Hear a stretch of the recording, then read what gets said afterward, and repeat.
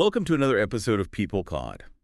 How does a young girl from a low-income neighborhood in Rio de Janeiro, who went to high school for public administration, transform into a Guinness World Record-breaking global pop superstar, single-handedly trigger a massive government corruption investigation because of a leaked tattoo video, and force the Latin Grammys to completely rewrite their categories?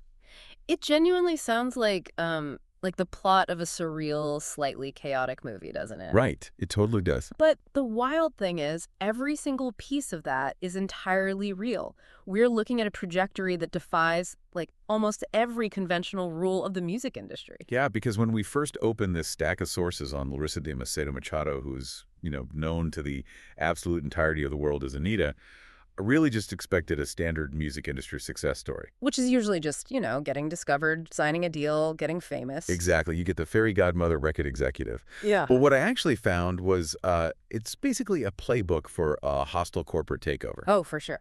She is widely crowned the queen of Brazilian pop. But what's fascinating for you listening today is that she isn't just a product on the shelf. She's the architect of the whole thing. Architect is honestly the perfect framing, because when you actually dig into the data of the awards, the brand deals, none of it was an accident. It was meticulously designed. Right. If you look at the pop stars you grew up with, they were probably molded by a label. But Anitta, she built the label herself. I look at her career and I see a high-growth tech startup. She's the CEO, the marketing director, and the product all at once. Definitely. But to really grasp how she built this machinery, we have to look at the raw materials she started with. And that takes us to Honorio Gurgel.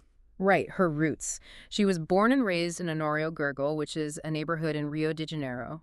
And the sources point out that this area has one of the lowest human development indexes in the region. Let's pause on that for a second, because Human Development Index, or HDI, we hear that term thrown around in economics a lot. Right, it can sound super academic. Yeah, so what does it actually mean for a kid growing up there? For you listening, what's the reality of a low HDI? It basically means you are dealing with systemic disadvantages right out of the gate. HDI measures things like life expectancy, education level, per capita income. So basics. Exactly. A low HDI implies a lack of basic infrastructure, limited access to quality healthcare, underfunded schools. You aren't handed a silver platter of industry connections or venture capital. You are starting from zero. Wow. And she began her musical journey singing in the choir of a local Catholic parish when she was just 8 years old. Okay, so a very humble beginning. But even then, the sources show these early flashes of intense, calculated drive. Like, she started taking English classes at 11. Recognizing early on that language is access, right? Yeah.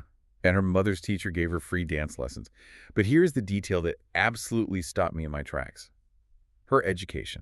She went to a prestigious public school, Colégio Pedro II. Mm-hmm. And her degree, a technical degree in public administration. Yep. I mean, I have to push you on this. Most kids trying to be famous are taking vocal lessons or, moving to Hollywood. How does a teenager taking public administration translate to making a pop album? It is honestly the single most pivotal detail of her early life. Think about what public administration actually teaches you. Okay. It's the study of how to navigate bureaucracy, how to manage logistics, allocate resources, and, understand contract law. Oh, wow. I didn't even think about that. Right. It's supply chain management and budgeting.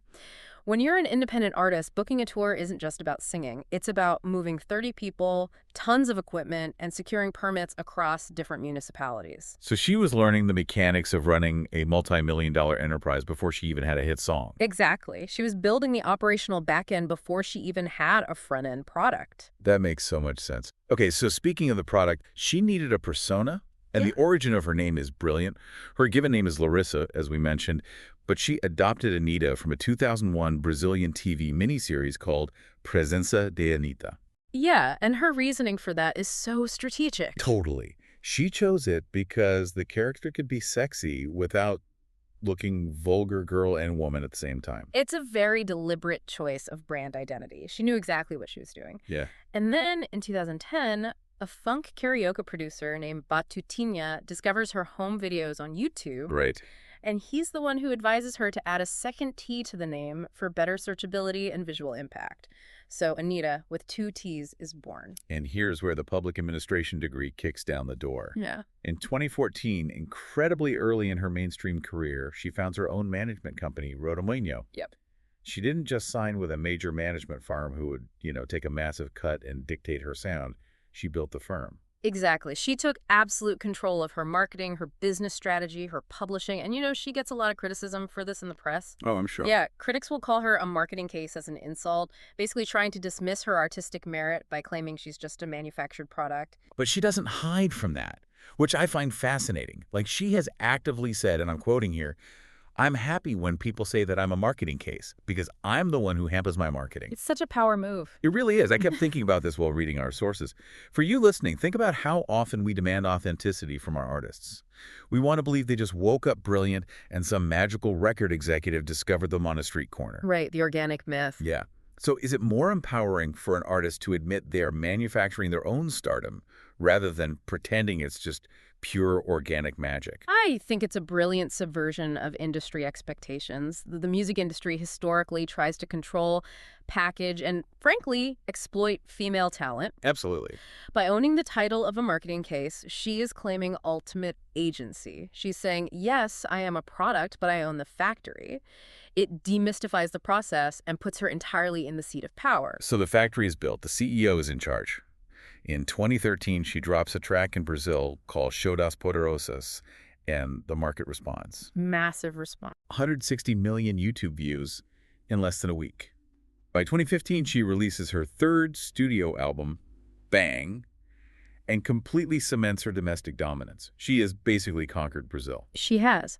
But this is where the logistics get really tough for Brazilian artists. Yeah. Brazil is massive, obviously, but it's linguistically isolated. Right, because they speak Portuguese. Exactly. Brazil is the only Portuguese-speaking country in Latin America. For decades, Brazilian artists have hit this invisible ceiling. You can be a stadium-selling superstar in São Paulo, but completely unknown in Buenos Aires or Miami because of that language barrier. So breaking out requires an entirely different strategy. Entirely. And her strategy was what she explicitly calls co-branding, which, again, sounds like a corporate merger. Yeah. Let's break down her 2017 Checkmate project, because this was a masterclass. Checkmate was unprecedented. She decided to release a new song and music video every single month. But she wasn't just dropping solo tracks. She was deliberately targeting different global markets by collaborating with established international artists.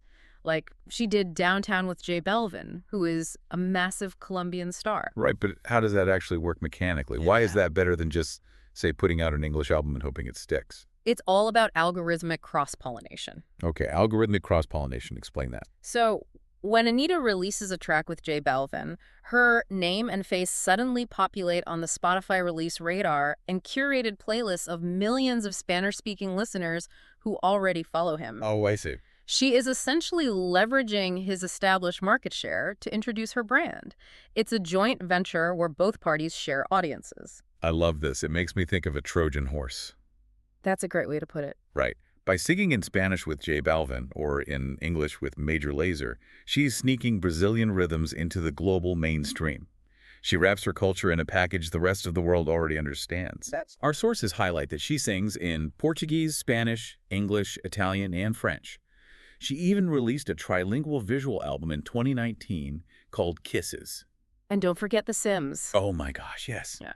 She recorded a song in Simlish for the Sims video game. But, okay, let me play devil's advocate here for a second. Go for it. If you are constantly adapting to other markets and singing in other languages, don't you risk diluting the original cultural identity that made you special in the first place? That is the exact debate music critics have had about her for years.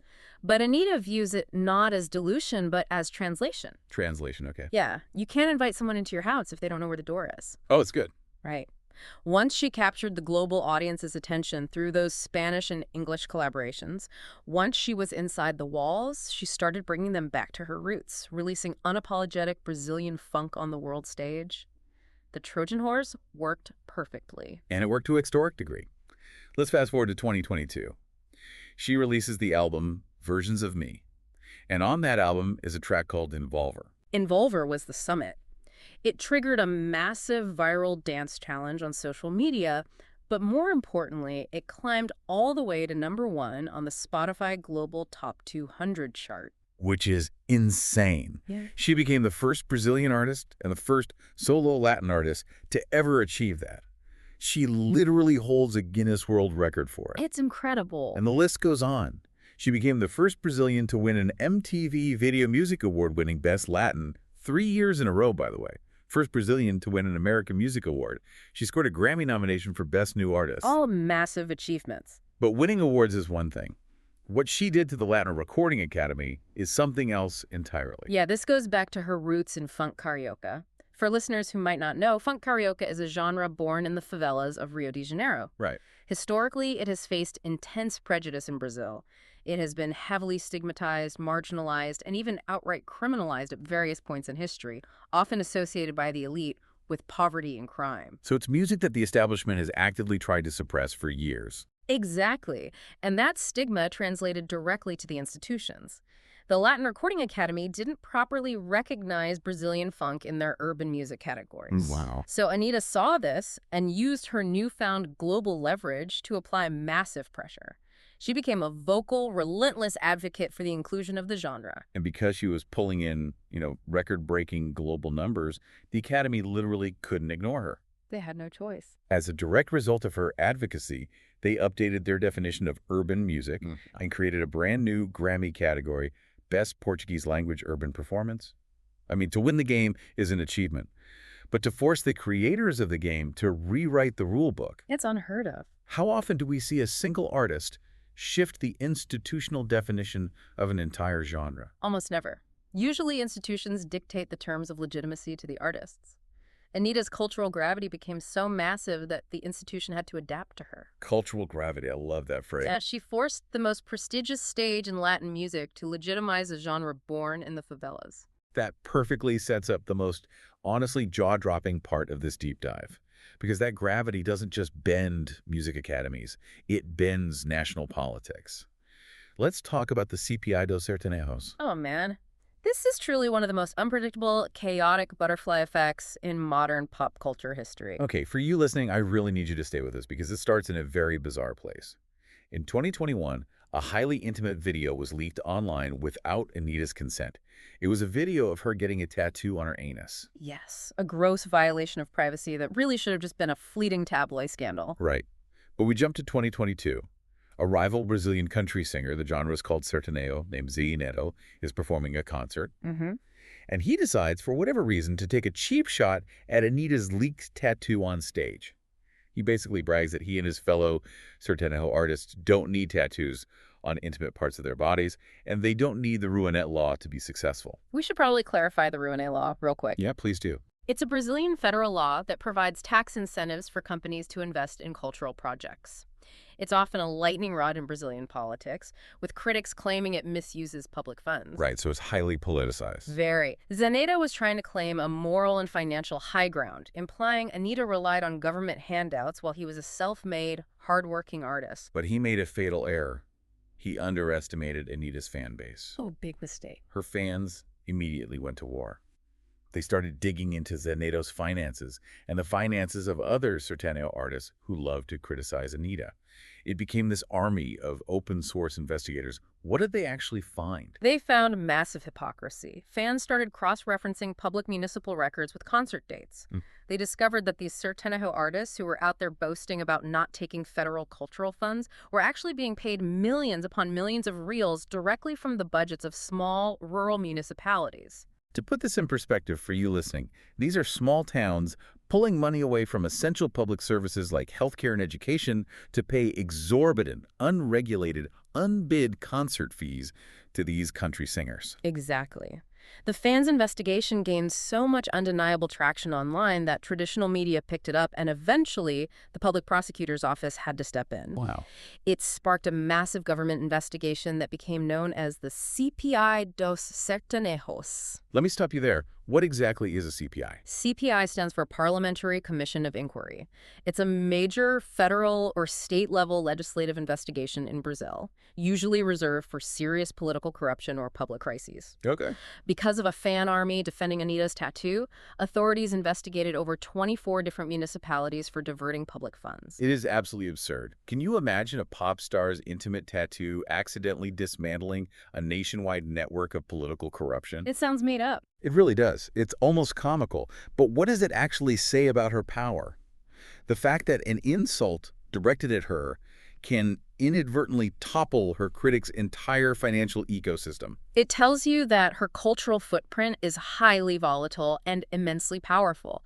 The modern fandom basically acts as an ad hoc investigative journalism unit. Yeah, no kidding. And what's crucial is that Anitta is deeply aware of this influence, and she doesn't shy away from wielding it in the actual political arena. No, she doesn't. And it's important to note for you listening that our goal here is just to look at the data and actions objectively based on the sources, without endorsing any political side. We're just looking at the mechanics of her influence. Right, strictly the mechanics. Objectively, the data shows she mobilized massive political action during the highly polarized 2022 Brazilian elections. She did. She openly opposed the incumbent, former President Jair Bolsonaro, and publicly backed the challenger, Lula. But she didn't just tweet an endorsement. She executed a targeted civic mobilization campaign. In Brazil, voting is mandatory for adults, but it is optional for 16 and 17-year-olds. Which is a massive untapped demographic. Exactly. Anitta used her platform to launch a widespread campaign, specifically urging teenagers to register for their electoral documents before the deadline. And the mechanics of this were brilliant. She was basically saying, if you want to come to my shows, if you want to be a part of this community, go get your voter registration. And the result was staggering. Yeah, her campaign, alongside other artists, drove over 2 million teenagers to register. The Superior Electoral Court reported a record of over 8.5 million requests for assistance regarding electoral status. She didn't just voice an opinion. She tangibly shifted the demographics of the national electorate. When you combine the ruthless business acumen we discussed earlier with this level of grassroots civic mobilization, you completely understand why Time magazine listed her as one of the most influential personalities in the world. But, looking through these sources, I keep hitting this fascinating nuance. It's a real paradox in her public image. Oh, the commercialism. Yeah. On one hand, we just spent 10 minutes talking about her taking down municipal corruption networks, fighting for funk karaoke, and mobilizing millions of youth voters. But on the other hand, she is hyper-commercial. She is a walking billboard. Very much so. She embraces corporate alignment. She is literally the head of creativity and innovation for Skull Beats, which is a massive beer brand in Brazil. Right. She has done major global ad campaigns for Burger King, Shine, Lay's, Adidas, Tinder. The list is endless. Exactly. But then you contrast that corporate megastar image with her deeply personal and spiritual work. Like, look at her 2026 album, Equilibrium. Such a departure. It really is. If you listen to Equilibrium, you instantly hear this shift. She's blending samba, funk, and reggae, but she's intentionally putting Candomble front and center. We should probably explain Candomble for listeners who might not be familiar. Please. It is an Afro-Brazilian religion that developed from the knowledge of enslaved Africans brought to Brazil. Historically, and even today, it faces severe religious intolerance, systemic racism, and even physical violence in Brazil. And Anitta, who practices Candomble, used Equilibrium to explicitly reference its Oryxas, its deities, to challenge that religious intolerance. Right. She's also fiercely outspoken about her own identity as a bisexual woman. She advocates heavily for LGBTQ+ rights, for environmental protections in the Amazon, and for trans visibility.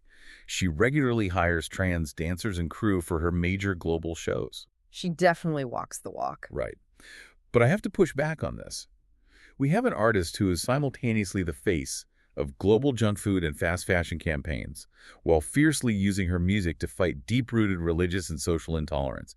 Isn't this a massive contradiction? Totally. Like, is she a corporate shill, or is she a cultural warrior? I'd argue it's not a contradiction, it's a survival strategy. A survival strategy. How so? If we look at the reality of modern activism, reach requires capital. Okay. By aligning herself with global corporations playing the capitalist game better than anyone else, she secures immense financial independence. She doesn't have to beg a label to let her make a Candomblé-inspired album. She funds it herself with Burger King money.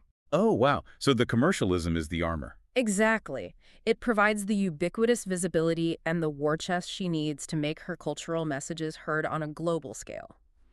She secures the bag so she can carve out a protected, impenetrable space to celebrate her faith, defend LGBTQ+ rights, and elevate Brazilian funk. That is fascinating. In her model, capitalism isn't a betrayal of the culture. It's the very mechanism she uses to protect it. That completely reframed how I see her brand deals. And honestly, it all circles right back to where we started. That teenage girl in Honoria Gugel taking public administration classes, learning how to manage resources and leverage power. Full circle. Every move, whether it's a co-branded, multilingual album, a brand deal with a beer company, or a voter registration drive, is a calculated move on the board. Her legacy isn't just going to be about catchy songs or breaking streaming records. It is fundamentally about agency. Absolutely. In a media landscape that constantly tries to define and box in young women, telling them they have to choose between being smart or being sexy, being commercial or being authentic, Anitta simply refuses to choose. She weaponizes all of it. She really does. Her greatest masterpiece isn't an album or a music video. Her greatest masterpiece is the absolute unbreakable control she maintains over her own narrative. A narrative she wrote, produced, and marketed entirely on her own terms. It makes you wonder, if Anitta can rewrite the rules of the Latin Grammys, shift national voting demographics, and accidentally trigger federal investigations, all while managing a pop career, what happens when she decides she's done with music and turns that strategic administrative mind fully toward Brazilian politics? Honestly, I wouldn't get against her. Neither would I. Thanks for listening to Pia Pod. Keep tuning in for more stories worth knowing.